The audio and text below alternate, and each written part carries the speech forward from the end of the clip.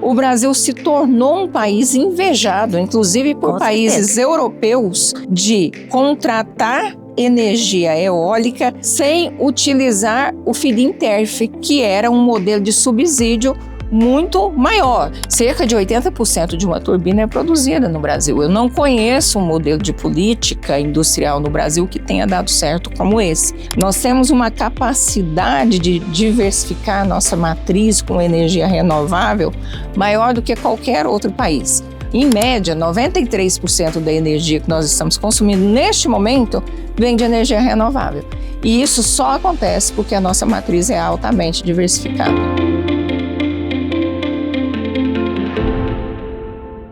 Olá, sejam muito bem-vindos ao episódio Café Energético do IBDE, Instituto Brasileiro de Direito de Energia.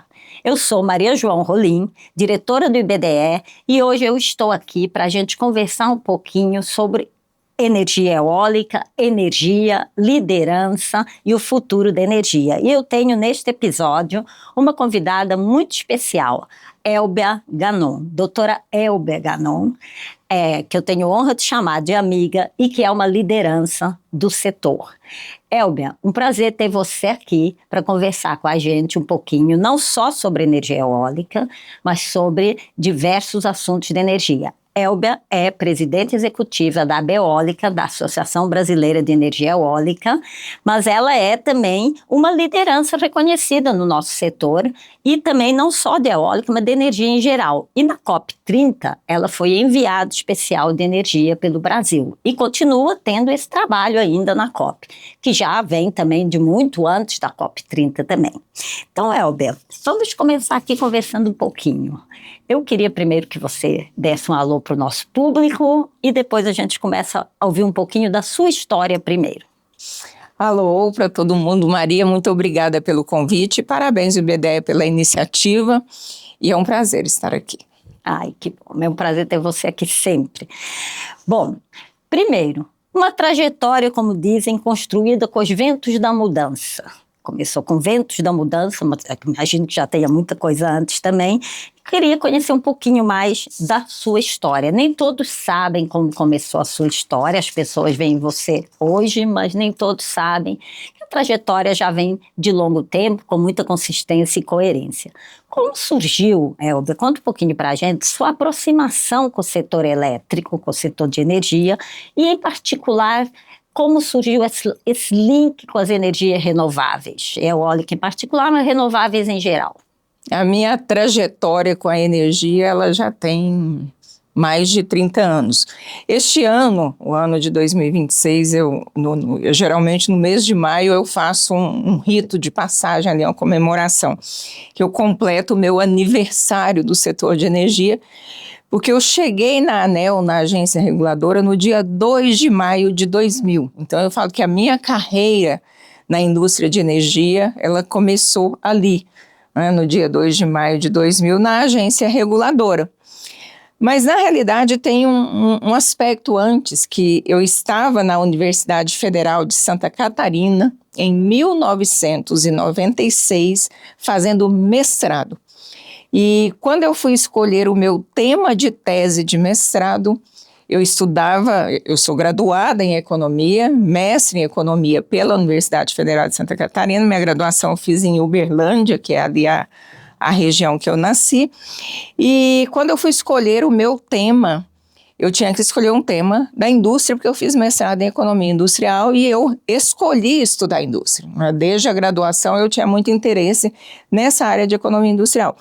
Eu escolhi estudar energia. Então, eu fiz a minha tese de mestrado e eu fui uma das primeiras mulheres economistas a escrever sobre energia no Brasil e também um dos primeiros economistas no grupo de economia a escrever sobre energia no Brasil. Por quê?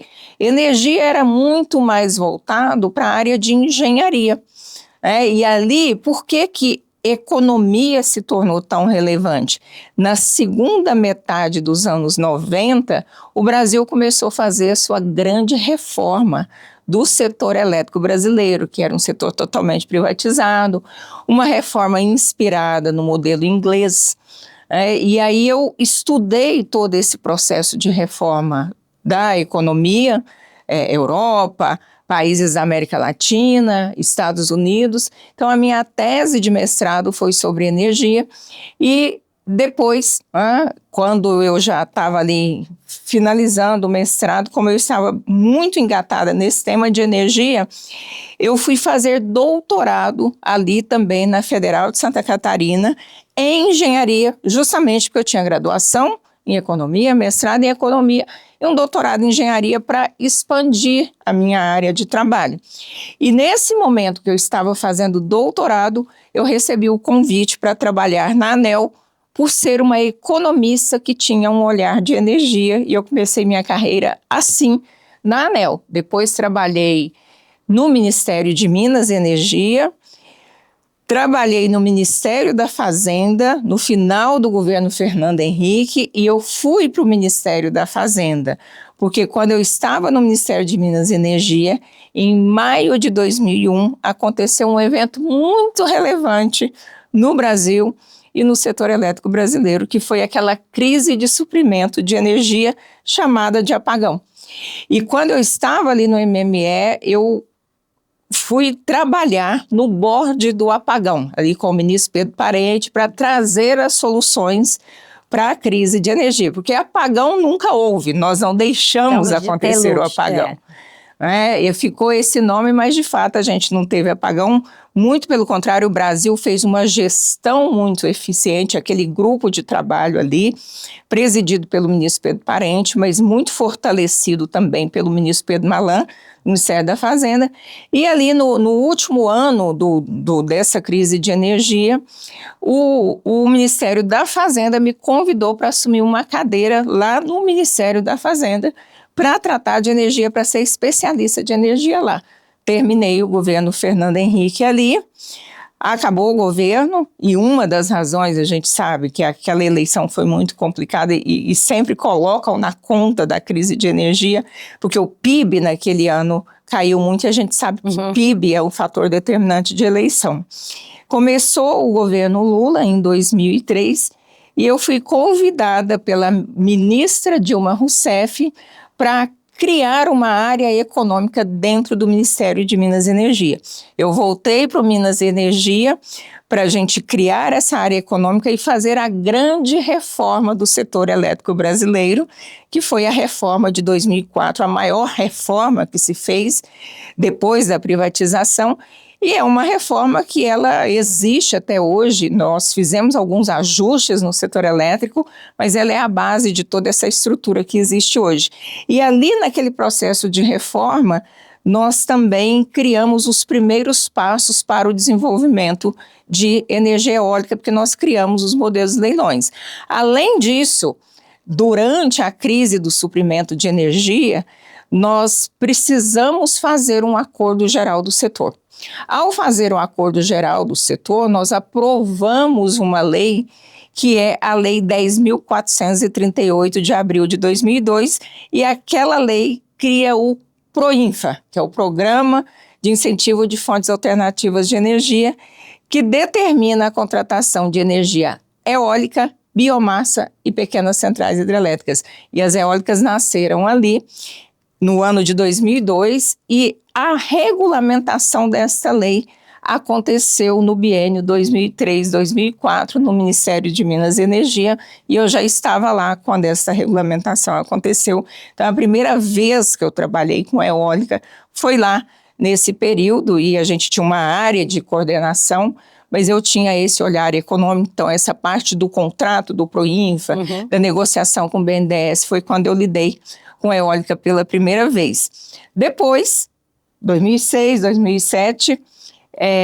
a convite da própria ministra Dilma e indicação da ministra Dilma, eu fui para a CCE. 2006 eu cheguei na CCE. Todas as áreas. E ali foi uma experiência interessante, porque ali nós fizemos o primeiro leilão competitivo de energia eólica, e eu estava lá quando nós fizemos o primeiro leilão. Então, o meu contato com a energia eólica, ele aconteceu desde o início da energia eólica no Brasil. A única coisa que não se sabia àquela altura, que algum dia eu viria presidir uma associação, e justamente a Associação de Energia Eólica.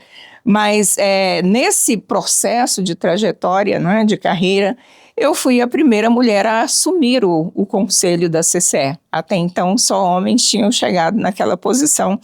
No Ministério de Minas e Energia também, a primeira mulher de destaque de criar uma área econômica, junto com a primeira ministra mulher, que foi a Dilma Rousseff.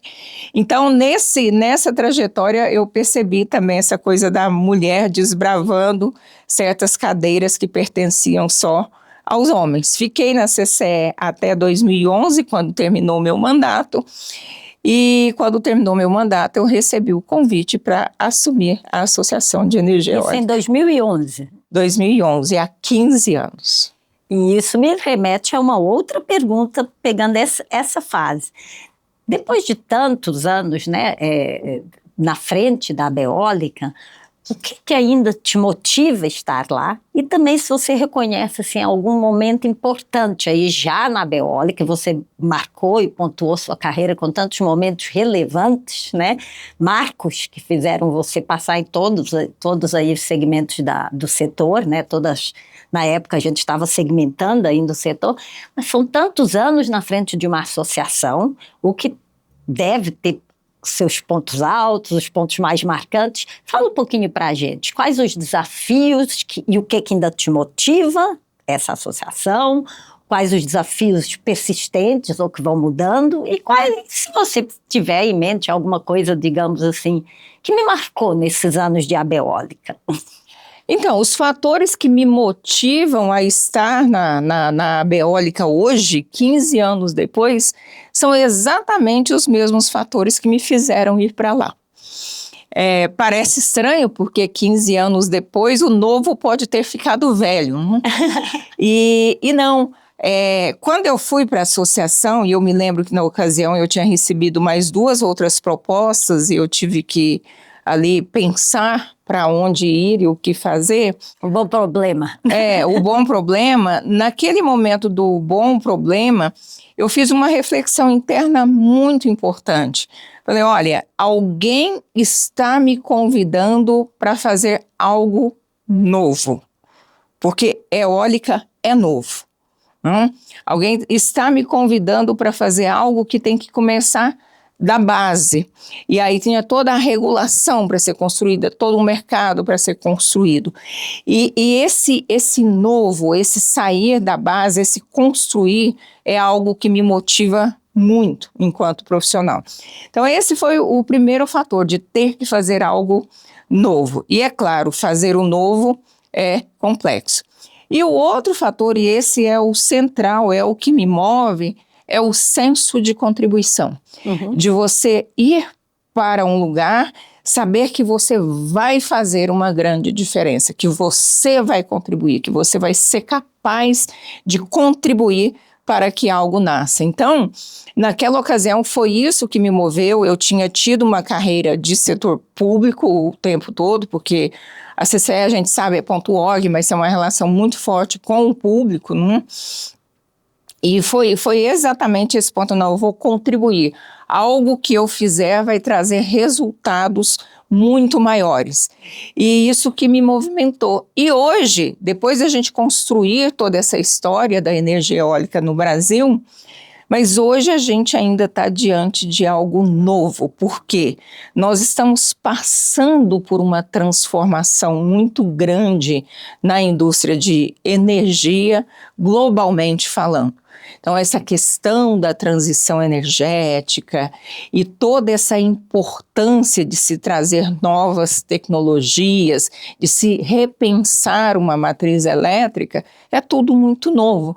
Eu até brinquei uma vez numa conferência que a gente estava, eu falei, esse setor elétrico é um museu de grandes novidades. E é de fato um museu de grandes novidades. Toda a Lacazuza, né? Porque tem muita novidade, muita coisa para fazer. E hoje a gente está diante de desbravar 3 coisas muito importantes que têm a ver com a energia eólica. A energia eólica offshore, avançar para o mar, tem que construir tudo, tem que desbravar o mar no Brasil no que se refere à energia eólica. Nós temos que fazer baterias, então temos que desbravar esse mundo da bateria e temos que fazer hidrogênio. E todas essas questões dependem muito da energia eólica, da história que a energia eólica construiu e que vai servir também para construir esses outros setores. E isso é muito interessante porque você nos coloca agora no segundo tema mesmo que eu queria trazer com você, que você já abordou um pouquinho, que é a energia eólica, separadamente, digamos assim, como uma energia relevante, uma energia que o Brasil tenha esse orgulho de ter criado modelos, né? Então você nos contou um pouquinho como começou, mas você passou um pouquinho sobre o modelo de leilões e tal. Bom, como que você resume, assim, quais os acertos que o Brasil teve ao fazer a energia eólica, ao investir em energia eólica? Hoje a gente reconhecidamente tem muita, né? Quais foram aquelas práticas e um pouquinho mais, digamos, decisões que fizeram a energia dar certo? E, por outro lado, onde ainda estamos perdendo alguma oportunidade que você viria assim? Um pouquinho mais no lado, assim, provocativo, o que você acha que ainda precisa desconstruir de mito, assim, da energia eólica? Que tem, né, o mercado tem seus mitos, repete certos paradigmas. O que você acha, assim, um pouquinho mais da história do eólico mesmo, desculpa. A eólica, ela, quando a gente fala desses acertos e desacertos, existe uma questão basilar que precisa ser colocada e que não é trivial. O Brasil é um país que não planeja, tá? Pelo desenho político dele. Eu não estou falando de energia, estou falando de tudo. O Brasil é um país que não planeja, infelizmente. Então, eu poderia chegar aqui e contar uma história linda. É não planejar um pouco. O nosso plano é não ter plano. Qual é o plano? Não ter plano. Então, o país é ruim de planejamento e o fato dele ser ruim de planejamento, ele acaba perdendo muitas oportunidades. Mas não é simples ser um bom planejador, principalmente quando você tem um modelo político, um modelo democrático como o Brasil. É muito difícil ser planejador nesse país, porque está tudo muito associado ao modelo político. Então, a falta de plano do Brasil leva o país em situações muito difíceis. Só que o país é tão rico em recursos naturais que nessas dificuldades aparecem soluções importantes. E a energia eólica nasceu na dificuldade.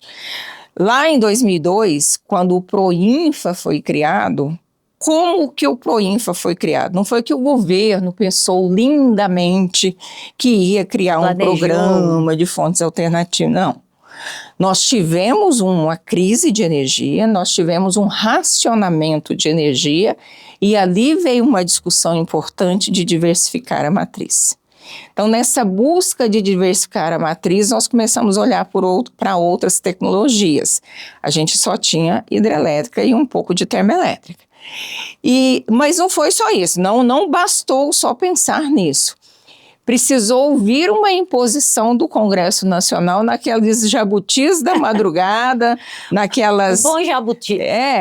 Talvez eu não chamo o Proinfa de um jabuti, mas ele, na realidade, foi um artigo que o Congresso impôs e que, no âmbito do acordo, tivemos que aceitar ali na hora, não é? Mas naquele momento, quando nós olhamos para aquele artigo, nós dissemos, olha, isso aqui pode ser bom. Então, são aquelas negociações de Congresso. O Proinfa nasceu dessa maneira.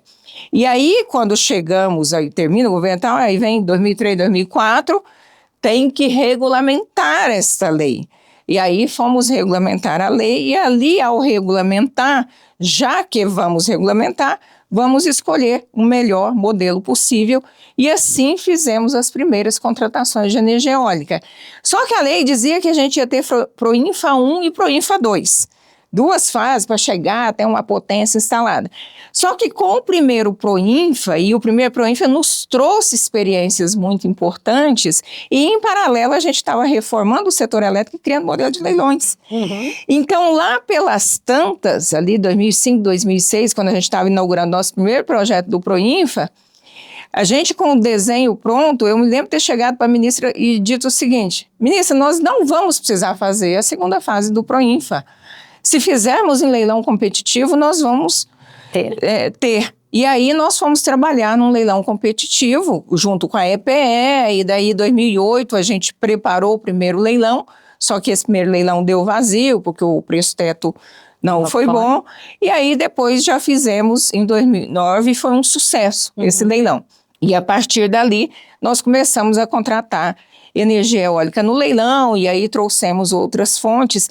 E veja que interessante, nesse processo o Brasil se tornou um país invejado, inclusive por países europeus, de contratar energia eólica, o que eles chamavam de energia alternativa, sem utilizar o feed-in tariff, que era um modelo de subsídio muito maior. É claro que o Proinfa tinha ali algum subsídio implícito, porém o subsídio do Proinfa era menor, e quando a gente foi para o leilão competitivo, ali já não tinha subsídio direto. O que a gente sempre teve no Brasil foi um modelo de financiamento muito melhor, porque dependendo de recursos de tesouro, não era subsídio também.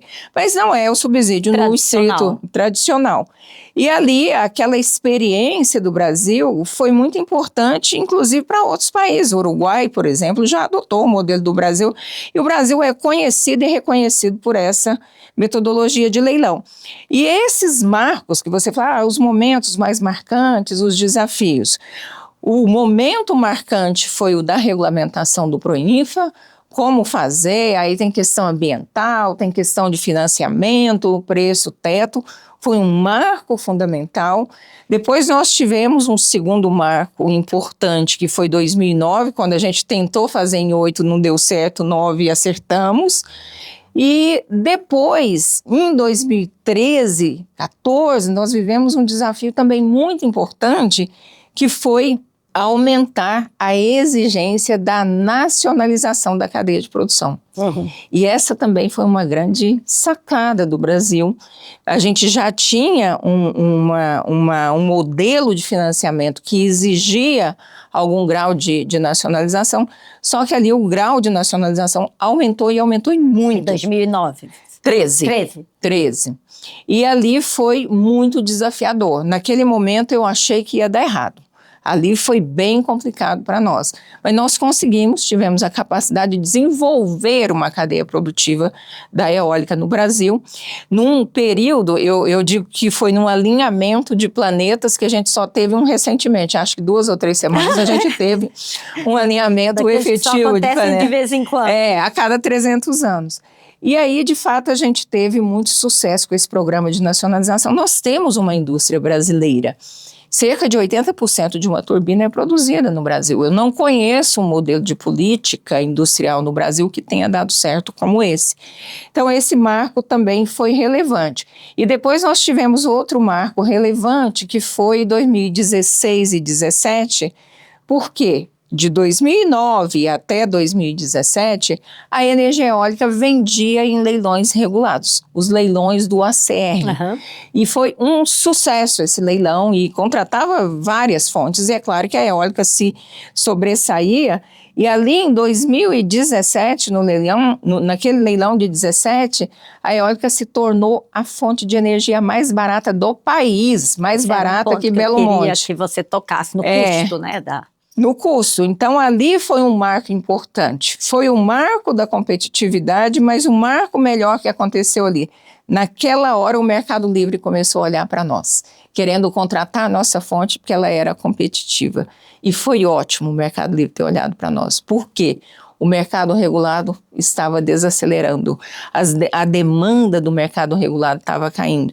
E aí a gente migrou para o mercado livre e hoje 95% da nossa contratação é no mercado livre, não existe mais leilões regulados, os leilões regulados acontecem como esse LRCAP recente. Então, mudou, então esse é um marco de grande mudança, mas todas essas mudanças foram mudanças muito positivas para a indústria e alavancaram a indústria.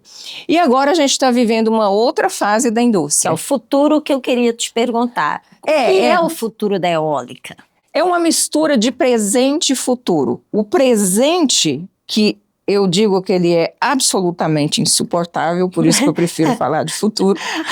Um presente que acontece desde 2023, em que a indústria entrou em crise, inclusive a nossa cadeia de produção construída com tanta competência por nós.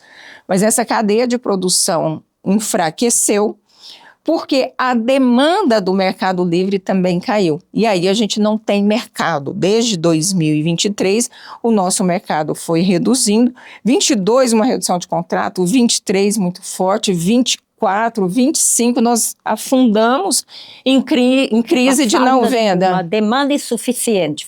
Falta de demanda de novos projetos. Falta de demanda de novos projetos é chão de fábrica vazio, é demissão, é fábrica fechando. Evidentemente, afetar toda a cadeia. Toda a cadeia de produção. E como é uma cadeia nacional, altamente dependente da demanda interna, diferente da solar, por exemplo, que ela importa o painel, exato. Tem demanda, importa, tem demanda, não importa, e é na China que você está criando emprego. Agora, eólica não, a brincadeira é outra. Aqui, como você disse, 70% sendo construída aqui, e a demissão é aqui. E o impacto no PIB é aqui. E rápido. Então, essa foi uma fase muito difícil. Eu entendo que o aprofundamento da crise aconteceu ali no biênio 24 e 25. A partir da segunda metade de 25, a gente percebe uma retomada tímida dessa indústria, mas que está sendo retomada, mas que está vivendo também uma fase nova. Por quê?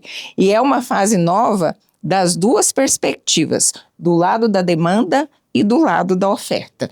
Do lado da demanda é a fase das megas demandas, data centers, hidrogênio e descarbonização da economia, as grandes empresas buscando uma descarbonização desde que haja competitividade. Preço é um fator.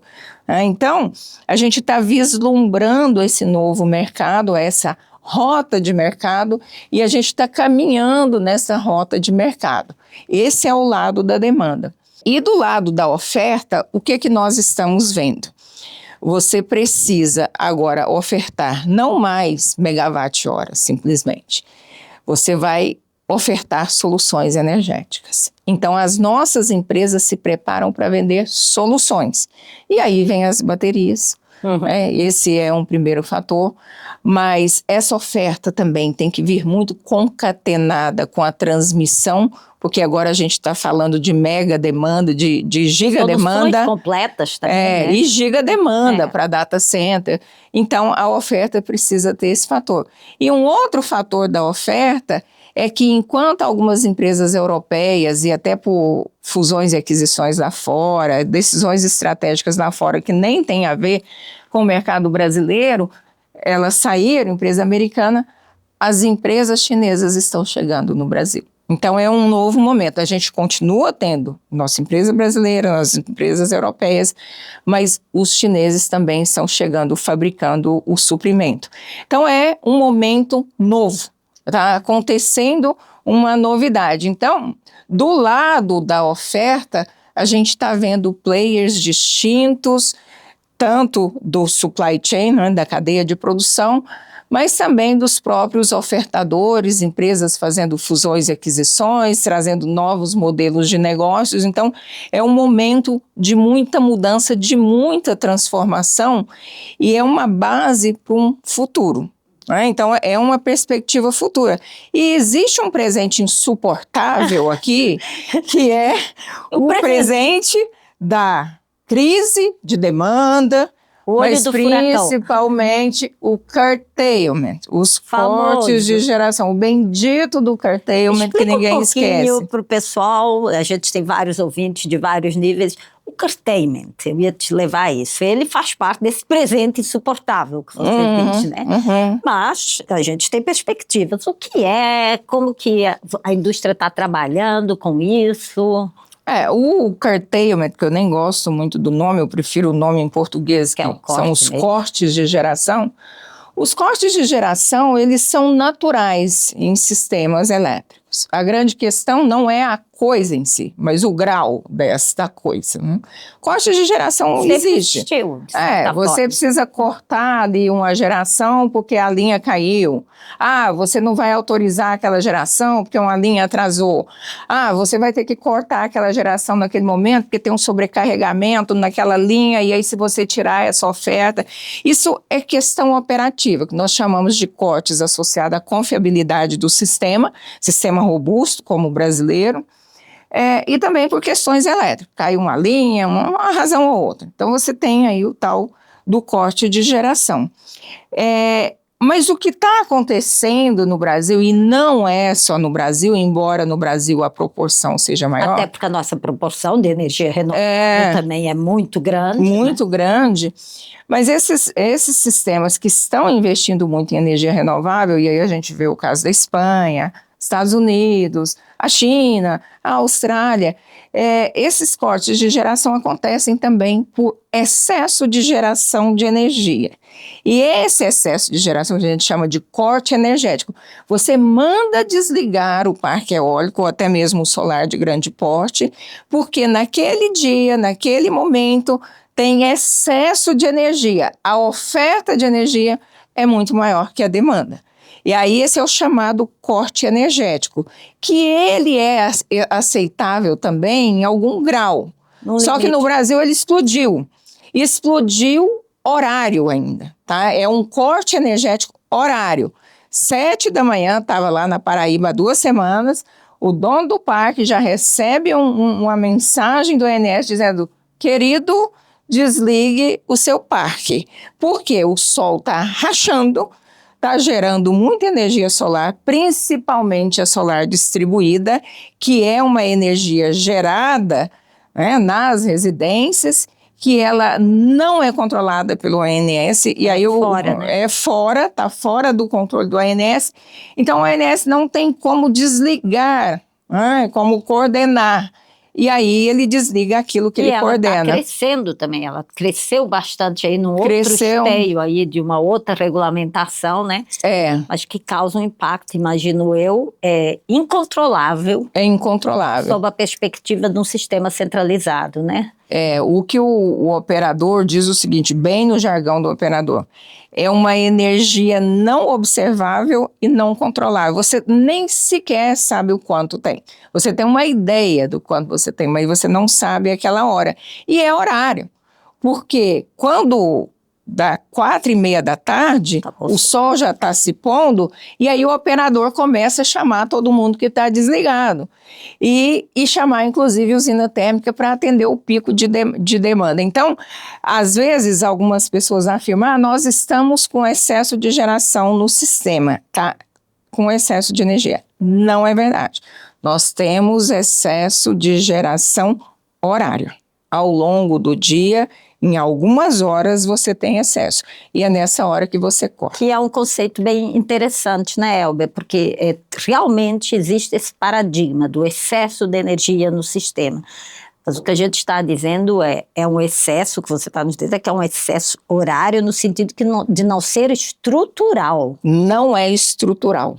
Interessante. É horário. E isso acaba prejudicando muito o sistema pelo seguinte, porque quando é 5, 6 da tarde, o operador tem que chamar térmica. Se a gente tivesse com excesso de renovável no sistema, a gente não estaria gerando térmica. Só que essa térmica que tem que entrar às 17, 18 horas, ela não foi ligada às 17, 18 horas. Às vezes ela foi ligada às 8 da manhã. Que ela tem, imagino eu, uma rampa diferente. E a rampa dela derruba mais parque eólico ou solar, parque grande. porque aquela rampa ela já começa gerando e ela vai derrubando a outra geração. Então tem um corte energético que está associado não só ao excesso de geração horária de solar eólica, mas o excesso da própria termoelétrica. Termoelétrica, que tem necessidades diferentes, digamos assim. Sim. Sem contar, né, que a gente tem essa batalha muito grande de ter uma matriz limpa, né, nesse momento todo de transição energética.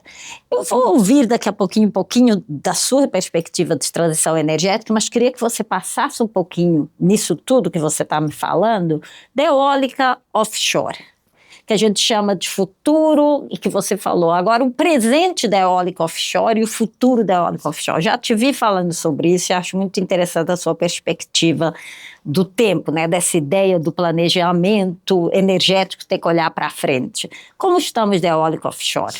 Tem uma relação direta até com esse conceito, porque às vezes nós falamos, estamos com excesso de energia, excesso de oferta, por que falar em offshore não faz sentido? Faz sentido por infinitas razões. E a principal razão dela é que o futuro está sendo decidido agora. Quando você tem infraestrutura, são decisões que têm resultados de longo prazo. Então, se eu quero ter offshore daqui 8, 10 anos, eu tenho que tomar a decisão de ter offshore hoje, e não quando eu precisar daqui 8 ou 10 anos, porque já passou. Então, o presente da offshore é ter a primeira coisa, que é o marco legal. Então, nós temos a lei, foi publicada no dia 10 de janeiro de 2025. Essa lei necessita de um decreto e necessita de uma portaria. Por que a gente tem que ter uma lei de eólica offshore? Porque exploração de energia no mar precisa de autorização legislativa, porque o mar é um bem da União. A gente está aqui, né, no Instituto de Direito. A gente tem que dar ao direito aquilo que lhe vale. Então, nós precisamos de uma legislação para autorizar a produção de energia no mar. Este decreto, ele regulamenta esta lei e ele vai permitir a publicação de uma portaria que vai permitir que se faça um leilão de cessão de áreas. A gente não está falando de leilão de energia. Uhum. É ceder a área para a exploração. Então, o proponente ganhador deste leilão, ele vai ter direito de estudar aquela área e desenvolver um projeto eólico offshore. Ele vai levar pelo menos 3 anos para conseguir uma licença ambiental. Com a licença em mãos é que ele vai poder desenvolver e vender em PPA aquele projeto dele e começar a construir aquele projeto. E aí isso já vai para 2031, 2032. Quando você volta aqui naquela discussão de rota de mercado, em que você vê uma retomada dessa indústria por causa da descarbonização da economia, por causa de hidrogênio e de data centers, quando você vira 2030, você tem uma retomada de investimento grande no Brasil e uma necessidade muito grande de mais energia. E é muito importante que esta matriz se mantenha diversificada. Fazer eólica offshore é diferente de onshore. Mas vai parar, acabou onshore? Não acabou e nem vai acabar. Eu falo que a oferta de onshore é infinita, porque a gente tem um potencial onshore de mais de 800 gigawatts e mais de 1 tera de offshore. Mas você vai ter uma matriz diversificada, porque embora a fonte de energia seja a mesma, o vento é o mesmo, só que a produção de energia no mar, ela tem regime distinto da produção de energia no solo, e elas têm ali uma compatibilidade muito grande, em que você percebe uma diversificação muito grande da matriz, porque o horário que você produz no mar é diferente do horário que você produz no solo. E a beleza do Brasil com essa riqueza de recursos é a diversificação da matriz. Nós temos uma capacidade de diversificar a nossa matriz com energia renovável maior do que qualquer outro país, porque a gente tem hidrelétrica, tem eólica, tem biomassa, tem solar, e aí vai ter eólica offshore. Então, toda essa diversificação permite que você tenha uma geração de energia no final do dia muito maior. Você tem térmicas de backup, vai colocar mais baterias. Mas hoje, em média, 93% da energia que nós estamos consumindo neste momento vem de energia renovável. E isso só acontece porque a nossa matriz é altamente diversificada.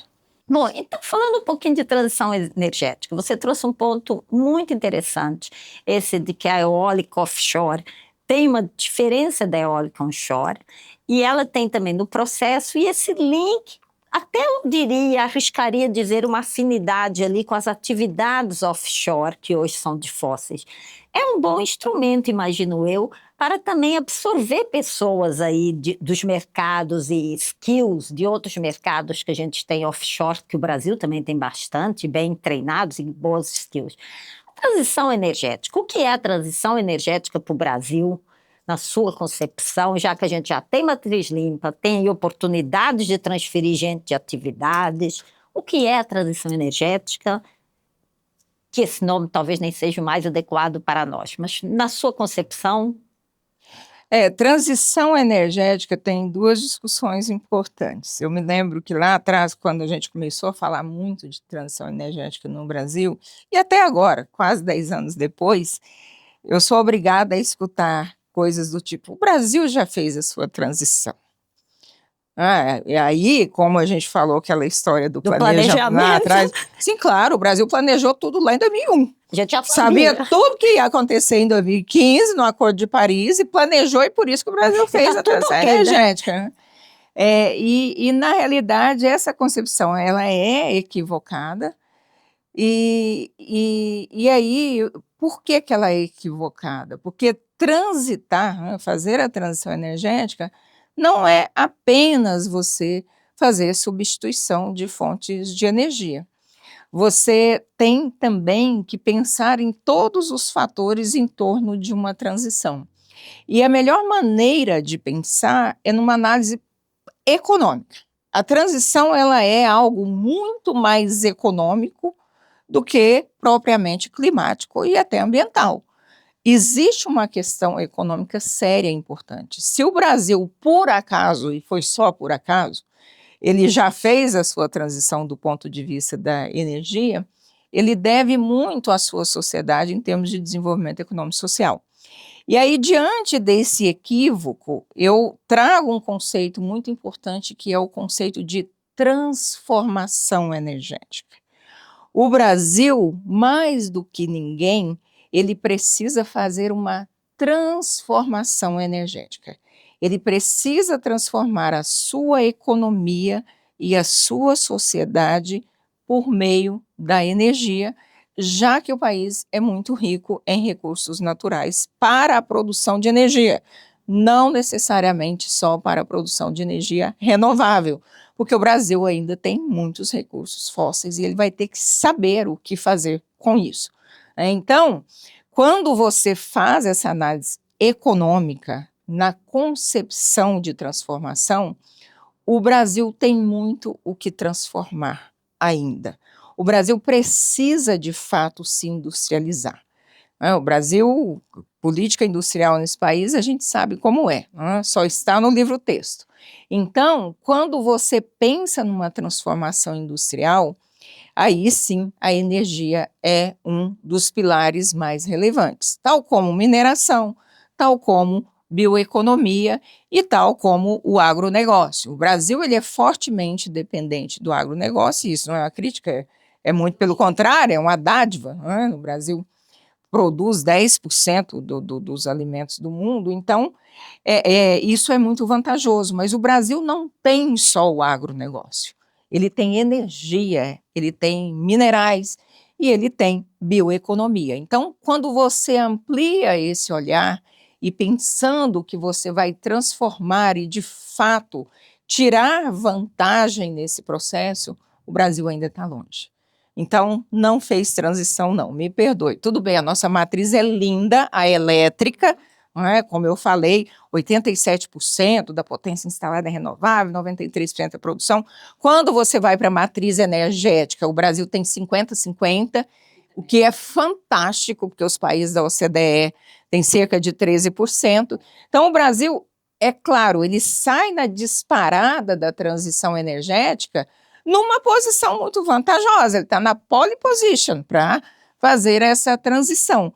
Porém, ele precisa ter esse olhar ampliado e aproveitar a oportunidade. Então, quando você me pergunta o que é transição energética para o Brasil, é transformação energética, que é muito mais oportunidade do que desafio. Mas o fato de ser oportunidade e não desafio não significa dizer que é fácil, que não tem que planejar, que não tem que fazer direito. Muito pelo contrário, com o nosso histórico Muito de pelo planejamento. E eu sempre digo, com tanta abundância, né? Você sempre fala, eu já te vi falar várias vezes que o problema do Brasil é fazer a boa gestão da abundância. Eu falo que o Brasil, o problema dele não é administrar a escassez, e sim gerenciar bem a abundância. Já te ouvi falar isso e me marcou, porque é de fato uma marca do Brasil. E nem todos os países estão nessa situação. Todos sonham com a nossa posição. É verdade. E agora, mudando um pouquinho, né? O Thomas ainda muito ligado não a uma fonte ou à energia, mas a outro tipo de energia. Você mencionou na sua trajetória a questão de ser uma das primeiras mulheres pioneiras no setor, um setor que a gente sabe, não só um setor, né? Um mundo ainda muito marcado por escolhas masculinas, por questões históricas e culturais. O que e você mencionou o seu papel, a liderança feminina e essa construção de todos esses consensos. O que é ser mulher no nosso setor?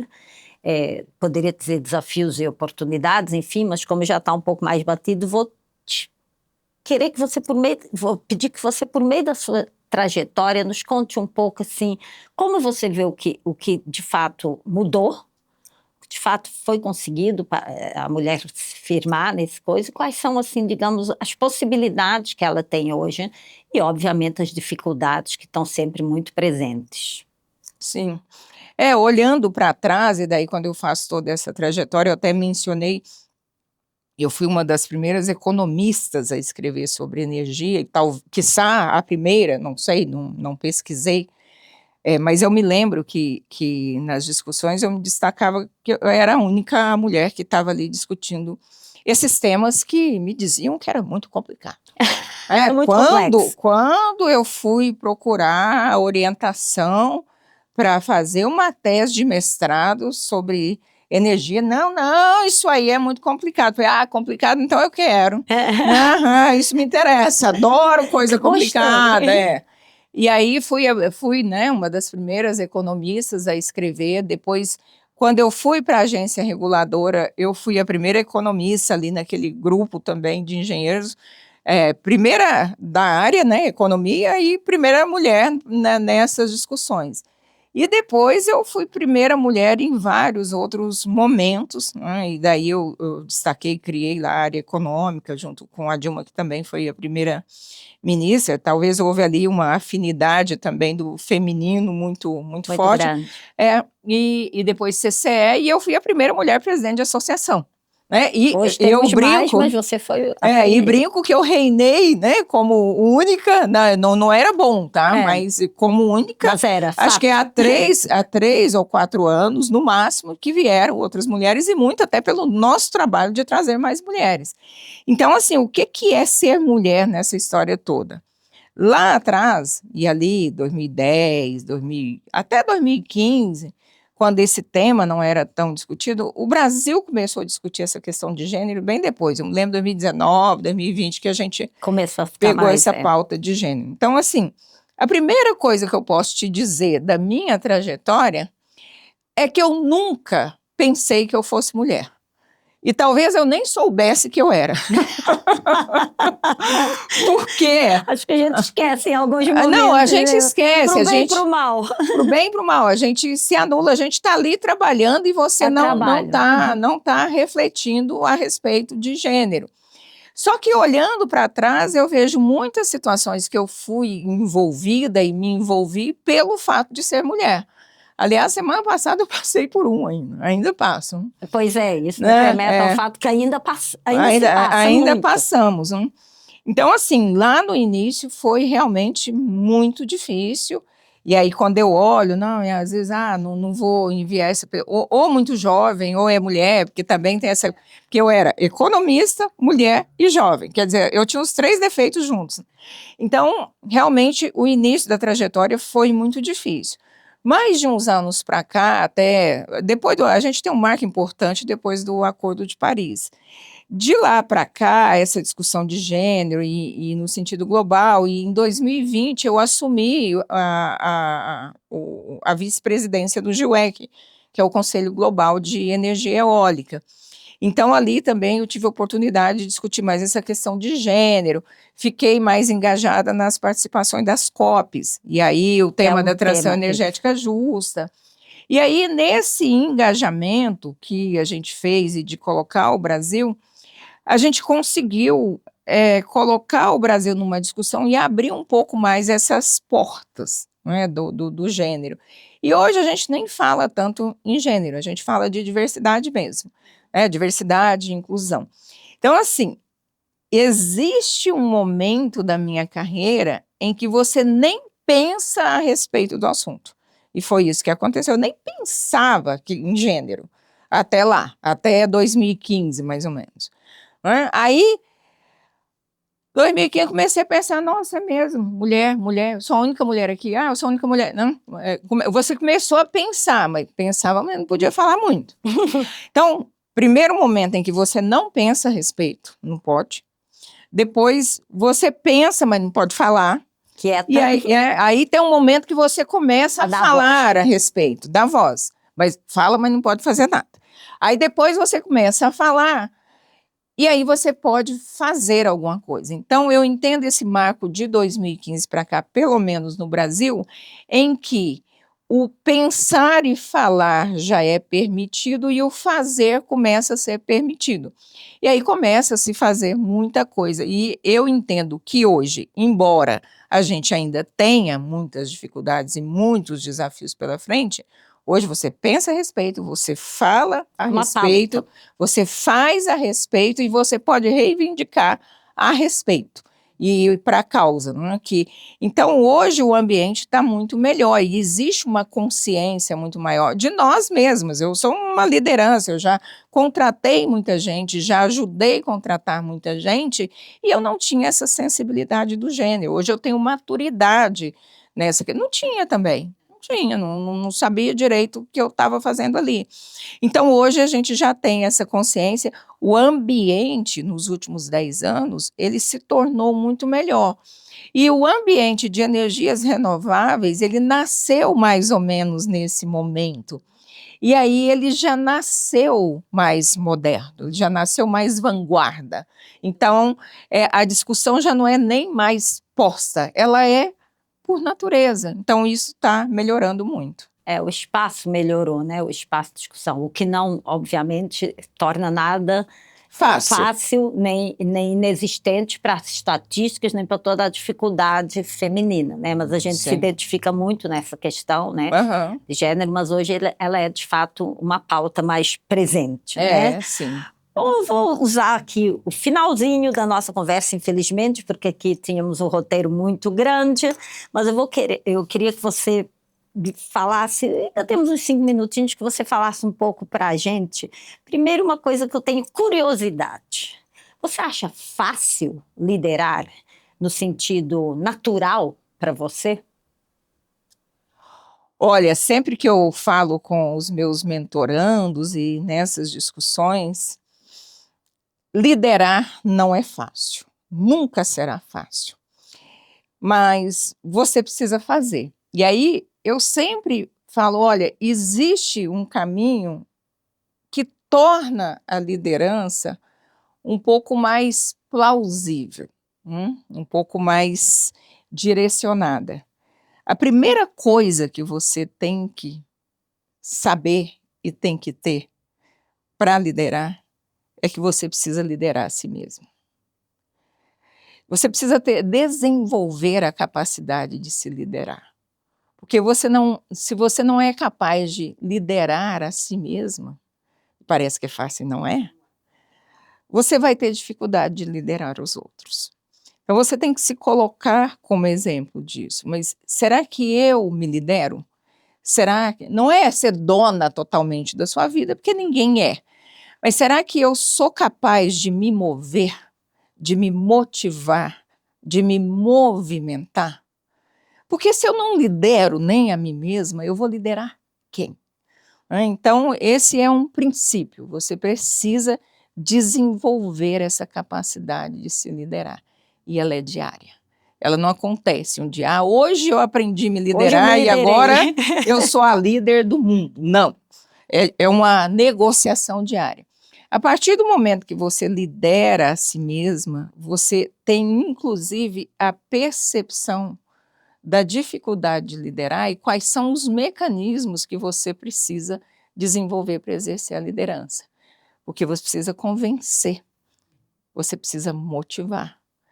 E você também precisa ser capaz de entender o outro, porque as pessoas são diferentes. Então, a receita que você usa para se liderar pode não funcionar com a outra pessoa. Então, você precisa exercitar, e a liderança é um exercício diário. Mas eu gosto muito de liderar. Aí, às vezes, eu nasci para liderar, né? Nasceu para isso. Né? Não é bem, não é, você não nasceu para isso. Mas você, ao longo da sua vida, pela sua própria história, você foi desenvolvendo as suas capacidades para liderar. E a cada dia você vai inovando. E um dia desses, até para fazer um vídeo lá para a Beólica, me perguntaram o que é liderar hoje e o que pode ser uma liderança no futuro. O que se espera de um líder no futuro, nesse futuro em transformação tão incerto? O que é liderar no futuro? O que a gente está... o que pensamos sobre liderar? Eu entendo que a liderança, ela se volta, ela deveria ser sempre assim, mas agora, mais do que nunca, a liderança ela tem que se voltar para o lado humano. Humano. Você tem que buscar ser cada vez mais humana, com seu olhar humano, porque aí sim você será capaz de liderar. Porque todo o resto vai virar máquina. Então você precisa realmente desenvolver esse olhar humano para ser um bom líder. Eu gosto dessa ideia de colocar as pessoas no centro da liderança, da regulação, dos movimentos, porque o resto realmente em tempos de IA vai virar, né? Máquina ou letra de lei. Ou letra de lei, exatamente.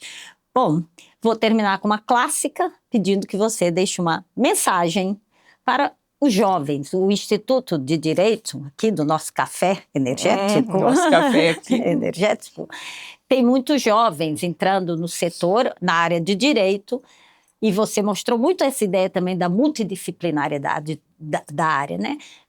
Uma palavra de motivação para eles, ou de conselho, eu diria. É interessante que a gente fala dessas modernidades, do futuro, da invasão da inteligência artificial, que nós não sabemos direito qual é o nosso lugar. Às vezes tem Temos essa inquietude. Essa inquietude, como ficam as profissões do futuro. Tem certas profissões do futuro que elas nunca sairão de moda. E a primeira delas é essa capacidade humana de lidar com o humano, isso nunca vai sair de moda. Aliás, enquanto tivermos humanos, estaremos na moda. E o direito também é uma matéria que não sairá de moda, porque a sociedade ela precisa de algum grau de regulação. E para você ter esse sinal de regulação da sociedade, ele vem por meio de leis, ele vem por meio de regras. São negociações coletivas. Nunca vai sair de moda também. Então, eu entendo que é isso. O que agradecemos muito. Muito obrigada, Elba. A conversa com você foi muito rica, sempre é. tanto informalmente quanto para um podcast. Acho que teríamos muito mais para explorar e temos muito mais. Teremos oportunidade de chamar outros episódios. E deixo aqui para vocês que estão nos ouvindo o convite para virem sempre ao Café Energético. A proposta aqui é receber pessoas da indústria, do direito, de outras matérias, mas que todas juntas constroem o que a gente chama aí da indústria da energia, do setor da energia, essa força da energética, que junto com o cafezinho vai muito bem no Café Energético. Convidamos para os próximos também. Obrigada, Elbia. Obrigada, Maria.